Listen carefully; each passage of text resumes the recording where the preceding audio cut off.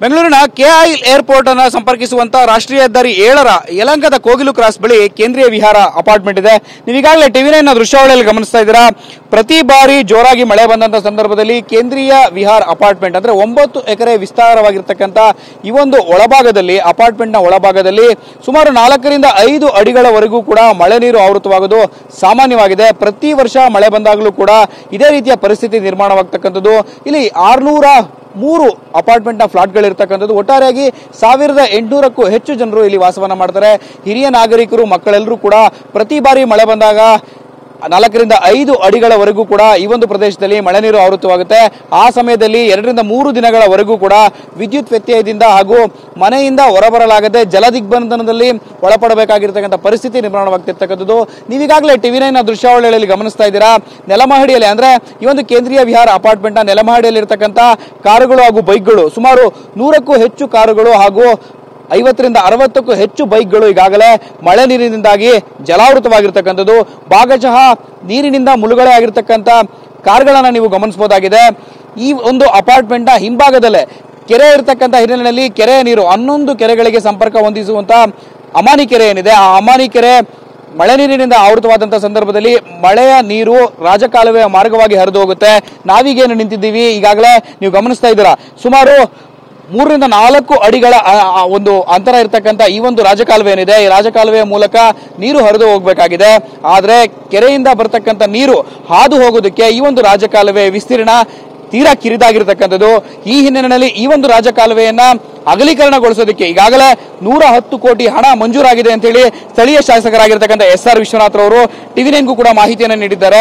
ಟಿವಿ9 ಬಳಿ ಮಾತನಾಡ್ತಕ್ಕಂಥ ವೇಳೆಯಲ್ಲಿ ಹೇಳಿದ್ದವರು ಈಗಾಗಲೇ 110 ಕೋಟಿ ರೂಪಾಯಿಗಳನ್ನ ಈಗಾಗಲೇ ಸರ್ಕಾರದಿಂದ ಮಂಜೂರು ಮಾಡಿಸಿಕೊಂಡಿದ್ದೇವೆ. ಆದಾಗ್ಯೂ ಕೂಡ ಇನ್ನೂ ಕೂಡ ಕೆಲಸ ಪ್ರಾರಂಭವಾಗಬೇಕಾಗಿದೆ. ಯಲಹಂಕ ವಿಧಾನಸಭಾ ಕ್ಷೇತ್ರದ ವ್ಯಾಪ್ತಿಯಲ್ಲಿ 2 ಕಡೆಗಳಲ್ಲಿ ಪ್ರಮುಖವಾಗಿ ಮಳೆ ನೀರಿನಿಂದ ಸಮಸ್ಯೆ ತೀವ್ರವಾಗ್ತಿದೆ. ಈ ಹಿಂದೆ 11 ಕಡೆಗಳಲ್ಲಿ ಇದೇ ರೀತಿಯಾಗಿ ಮಳೆ ನೀರಿನಿಂದ ಲೊಕೆಟ್ ಆಗ್ತಿತ್ತು ನೀರು. ಎಲ್ಲವನ್ನೂ ಕೂಡ ಈಗಾಗಲೇ ಸಂಪೂರ್ಣವಾಗಿ ಕೆರೆಯನ್ನ ಅಭಿವೃದ್ಧಿ ಪಡಿಸುವ ಮೂಲಕ ಕೆರೆಯ ಸುತ್ತಮುತ್ತ ಇರತಕ್ಕಂಥ ಪ್ರದೇಶಗಳಲ್ಲಿ ನೀರು ಮಳೆ ನೀರು ಸಂಗ್ರಹವಾಗದಂತೆ ಸರಾಗವಾಗಿ ಹರಿಯುವಂತೆ ವ್ಯವಸ್ಥೆಯನ್ನ ಮಾಡಲಾಗಿದೆ ಅಂತ ಹೇಳಿ ಹೇಳ್ತಿರ್ತಕ್ಕಂಥದ್ದು. ಒಟ್ಟಾರೆಯಾಗಿ ಇಲ್ಲಿರ್ತಕ್ಕಂಥ ಸ್ಥಳೀಯರ ಕೃಷ್ಣಮೂರ್ತಿ ಅವರು ಟಿವಿ9 ಜೊತೆಗಿದ್ದಾರೆ, ಮಾತನಾಡಿಸ್ತಾ ಹೋಗ್ತಾನೆ. ಸರ್, ಸುಮಾರು 2016ರಿಂದಲೂ ಕೂಡ ಇದೇ ರೀತಿಯಾಗಿ ವರದಿಯನ್ನು ಮಾಡ್ತಿದ್ದೆ. ಪ್ರತಿ ಬಾರಿ ಮಳೆ ಬಂದಾಗಲೂ ಕೂಡ ಕೇಂದ್ರೀಯ ವಿಹಾರ ಅಪಾರ್ಟ್ಮೆಂಟ್ ನ ಒಳಭಾಗದಲ್ಲಿ 4 ರಿಂದ 5 ಅಡಿಗಳವರೆಗೂ ಕೂಡ ಮಳೆ ನೀರು ಸಂಗ್ರಹ ಆಗುತ್ತೆ. ಇಲ್ಲಿರ್ತಕ್ಕಂಥ ಕಾರುಗಳು, ಟೂ ವೀಲರ್ಗಳು ಮುಳುಗಡೆ ಆಗುತ್ತೆ. 2 ದಿನಗಳ ಕಾಲ ಇಲ್ಲಿರ್ತಕ್ಕಂಥ ನಿವಾಸಿಗಳಿಗೆ ವಿದ್ಯುತ್ ವ್ಯತ್ಯಯ ಆಗುತ್ತೆ. ಅವರಿಗೆ ಅಗತ್ಯ ವಸ್ತುಗಳನ್ನ ಏನೇನು ಸಮಸ್ಯೆಗಳಾಗುತ್ತೆ, ಇದಕ್ಕೆ ಶಾಶ್ವತ ಪರಿಹಾರ ಕಂಡುಕೊಳ್ಳೋದಕ್ಕೆ ಯಾಕೆ ಸಾಧ್ಯ ಆಗಿಲ್ಲ? ಅದು ಏನಾಗಿದೆ ಅಂದ್ರೆ, ಮೊದಲು ಪುಟನ್ ಇಲ್ಲಿ ನಮ್ಮ ಹಿಂದ್ಗಡೆನೆ ಕೆರೆ ಇದೆ, ಅಮ್ಮಾನಿ ಕೆರೆ ಅಂತ, ಯಲಹಂಕ ಅಮ್ಮಾನಿ ದೊಡ್ಡ ಕೆರೆ, 300 ಎಕರೆ ಕೆರೆ. ಅದು ಒಂದೇ ಕೆರೆ ಇತ್ತು. ಈಗೇನು ಮಾಡಿದ್ರೆ ಎಲ್ಲಾ ಅಕ್ಕಪಕ್ಕದ ಕೆರೆಗಳೆಲ್ಲ ಸೇರಿಸ್ಬಿಟ್ಟಿದ್ದಾರೆ ಇದಕ್ಕೆ. ಅದು ಕೋಡಿ ಬಿದ್ರೆ ಇದಕ್ಕೆ ಸೇರ್ಕೊಳ್ಳುತ್ತೆ. ಇದು ಮೇನ್ ಕೆರೆ. ಇಲ್ಲಿಂದ ಕೋಡಿ ಬಿದ್ರೆ ಜಕ್ಕೂರ್ಗೆ ಹೋಗುತ್ತೆ. ಸರ್, ಈಗಾಗಲೇ ಕೆರೆ ಕೂಡ 300 ಎಕರೆ ವಿಸ್ತಾರವಾಗಿರ್ತಕ್ಕಂಥದ್ದು. ಅಷ್ಟಾದಾಗ್ಯೂ ಕೂಡ ಕೆರೆ ನೀರು ಹರಿದು ಹೋಗೋದಕ್ಕೆ ಸರಾಗವಾಗಿ ವ್ಯವಸ್ಥೆ ಮಾಡಿಲ್ಲ. ಅದೇ ಪ್ರಾಬ್ಲಮ್ ಆಗಿರೋದು. ಲಿಂಕ್ ಮಾಡಿಬಿಟ್ಬಿಟ್ರು.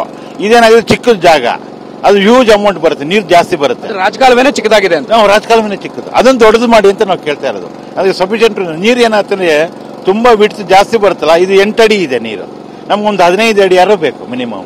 ಸ್ಥಳೀಯ MLA ಯಲಹಂಕ SR ವಿಶ್ವನಾಥ್ ಅವರು ಹೇಳ್ತಿರ್ತಕ್ಕಂಥ ಮಾತು, ಈಗಾಗಲೇ 110 ಕೋಟಿ ಬಿಡುಗಡೆ ಆಗಿದೆ, ನಾವು ಇನ್ನೂ ಕೂಡ ಕಾಮಗಾರಿ ಶುರು ಮಾಡಿಲ್ಲ ಅಂತ ಹೇಳ್ತೀರಾ. ಪ್ರತಿ ಬಾರಿ ಮಳೆ ಬಂದಾಗಲೂ ಇದೇ ರೀತಿ ಪರಿಸ್ಥಿತಿ ಇದೆ. ಯಾವ ಕಾಮಗಾರಿ ಮಾಡೋದು? ಅವರು ಮೊದಲು ಏನು 2002 ವರ್ಷದಿಂದ ಮಾಡಿದಾಗ ಇದು ರಾಜಕಾಲುವೆ ಕಟ್ಕೊಟ್ರು ಅವರು. ರಾಜಕಾಲುವೆ ಬಂತು, ಬಟ್ ಅಲ್ಲಿಂದ ಒಂದು ರೀರೂಟ್ ಮಾಡ್ಕೊಡ್ತೀವಿ ನಿಮ್ಗೆ ಅಂತ ಹೇಳಿದ್ರು. ಇನ್ನೂ ಆಗಿಲ್ಲ ನಮ್ಗೆ. ಅದಿನ್ನೂ ಇವಾಗೇನೋ ಅಮೌಂಟ್ ಸ್ಯಾಂಕ್ಷನ್ ಆಗಿದೆ. ಅದೇನೋ ಸ್ವಲ್ಪ ಯಾರೋ ಜಮೀನವರು ಅವರು ಏನೋ ಸಮ್ ಕೇಸಸ್ ಅದು ಇದೆ ಮಾಡ್ಕೊಡ್ತೀನಿ, ಬಟ್ ಇನ್ನೂ ಪರಿಹಾರ ಆಗಿಲ್ಲ. ಮುಂದಿನ ವಾರ ಕಾಮಗಾರಿ ಶುರು ಮಾಡ್ತೀವಿ ಅಂತ ಹೇಳ್ತೀವಿ. ಅದು ಅವ್ರೇನೋ ನಮ್ಗೆ ಭರವಸೆ ಕೊಟ್ಟಿದ್ದಾರೆ. ಈ ಸಲ ಏನಾರು ಮಾಡಿ ಅದಕ್ಕೆ ಅವ್ರು ಕರ್ಸಿದೀವಿ ನಾವು. ಇದು ಪದೇ ಪದೇ ಆಗಬಾರ್ದು, ಒಂದು ಶಾಶ್ವತವಾದ ಪರಿಹಾರ ಬೇಕು. ಎಲ್ಲ ವಯಸ್ಸಾದವ್ರು ನಾವು, ಓಡಾಡಕ್ಕಾಗಲ್ಲ. ನೋಡಿ, ಇವಾಗ ಕರೆಂಟ್ ಇಲ್ಲ, ನೀರಿಲ್ಲ, ಹಾಲಿಲ್ಲ, ಏನೂ ಇಲ್ಲ. ನಮಗೆ ತಿನ್ನೋದಕ್ಕೂ ಏನೂ ಇಲ್ಲ, ಬೇಯಿಸ್ಕೊಳ್ಳೋಕ್ಕೂ ಆಗಲ್ಲ. ನೀರಿಲ್ಲ ಅಂದ್ರೆ ನಾವು ಏನು ಮಾಡೋಕ್ಕಾಗಲ್ಲ. ಅದು ಪರಿಸ್ಥಿತಿ ನಮಗೆ. ಏನಾದ್ರು ಅಗತ್ಯ ವಸ್ತುಗಳು ತಗೊಂಡು ಹೋಗ್ಬೇಕು ಅಂದ್ರೆ ಟ್ರಾಕ್ಟರ್ ಅಥವಾ ಬೋಟ್ ನಲ್ಲಿ ಹೋಗಬೇಕಾಗಿರುವಂತ ಪರಿಸ್ಥಿತಿ. ಅದು ಹಿರಿಯ ನಾಗರಿಕರು ಇದ್ದಾರೆ, ವಯಸ್ಸಾದವರು ಇದ್ದಾರೆ, ಅವ್ರನ್ನೆಲ್ಲ ಆಸ್ಪತ್ರೆ ಕರ್ಕೊಂಡು ಹೋಗ್ಬೇಕಾದ್ರೆ ತುಂಬಾ ಸಮಸ್ಯೆ ಆಗ್ತಿದೆ. ಹೌದೌದು, ನಿಜ. ಅವರು ಅದೊಂದು ಪ್ರಾಬ್ಲಮ್ ಅಲ್ಲ, ಅವ್ರನ್ನ ಕೆಳಗಡೆ ಇಳಿಸ್ಬೇಕಲ್ಲ ಲಿಫ್ಟ್ ಇಂದ. ಲಿಫ್ಟ್ ವರ್ಕ್ ಆಗ್ತಾ ಇಲ್ಲ, ಕರೆಂಟ್ ಇಲ್ಲ, ಡೀಸೆಲ್ ಎಲ್ಲ ಆಫ್ ಮಾಡ್ಬಿಟ್ಟಿದೀವಿ. ಅವ್ರು ಇಳಿಯೋದು, ಇಲ್ಲಿ ಬರೋದು, ಇಳಿಸೋದೇ ಕಷ್ಟ ನಮ್ಗೆ. 1800 ನಿವಾಸಿಗಳಿದ್ದಾರೆ, 3,000 ಜನ ಇದ್ದಾರೆ, 3,000 ಜನ ವಾಸ ಮಾಡ್ತಿದ್ದಾರೆ. ಅವ್ರ ಪರಿಸ್ಥಿತಿ ಎಲ್ಲ ಹೇಗೆ ಸರ್? ಹೆಂಗ್ ಮಾಡೋದು, ನಮ್ಗೆ ಅನುಭವಿಸ್ಬೇಕು, ಬೇರೆ ದಾರಿ ಇಲ್ಲ. ಇದೊಂದು ಏನಾದ್ರು ಮಾಡಿಕೊಟ್ರೆ ನಾವು ಬದುಕಬಹುದು, ಇಲ್ಲಾಂದ್ರೆ ಬಹಳ ಕಷ್ಟ. ಇದಿಷ್ಟು ಕೂಡ ಇಲ್ಲಿರ್ತಕ್ಕಂಥ ಸ್ಥಳೀಯರಾಗಿರ್ತಕ್ಕಂಥ ಕೃಷ್ಣಮೂರ್ತಿ ಅವರು ಹೇಳ್ತಿರ್ತಕ್ಕಂಥ ಮಾತು. ಮುತ್ತುರಾಜ್ ಜೊತೆ ಶಿವಪ್ರಸಾದ್, ಟಿವಿ9 ಬೆಂಗಳೂರು.